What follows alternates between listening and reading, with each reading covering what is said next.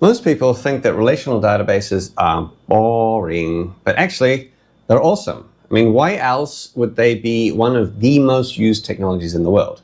Seriously, it's everywhere. You're probably not aware of it, but you're using one right now.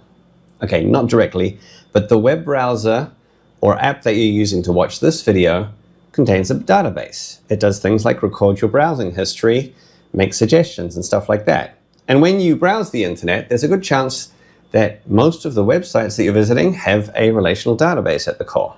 For example, WordPress, which accounts for 43% of the world's websites, it has a relational database inside it, which stores the pages, the blog posts, the comments, and stuff like that. Online stores, e-commerce stores, banking websites, cloud storage services, the list of systems that have databases that we interact with almost daily goes on and on. So why are relational databases everywhere? To answer that, we need to have a look at how they work. So relational databases are used via a language called SQL, or Structured Query Language. SQL is a bit of a mouthful, so everybody says it as SQL, as in, movie sequel. And why SQL though?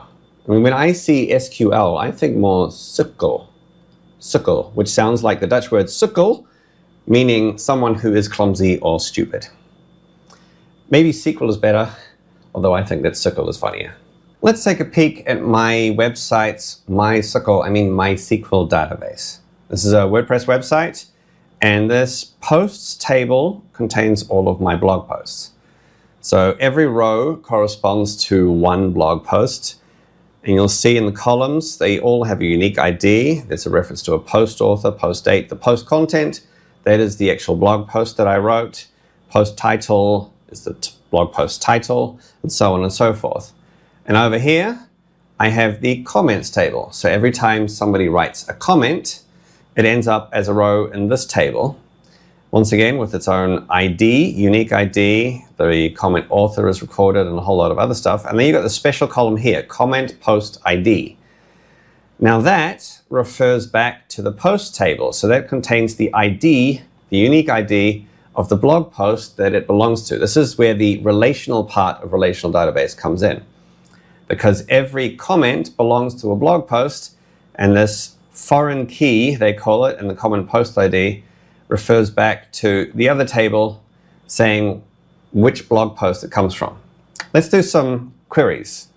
So we'd like to look up this blog post. So we copy the stub, the URL stub, and then over here, let's edit the SQL query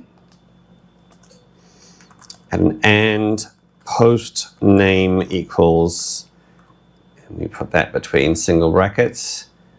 And if I got that right, it should look up that single page, the single blog post. There you go.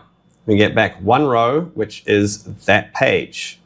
And now what we can do is we can take this ID and head over to the page showing the comments table and edit this query to add comment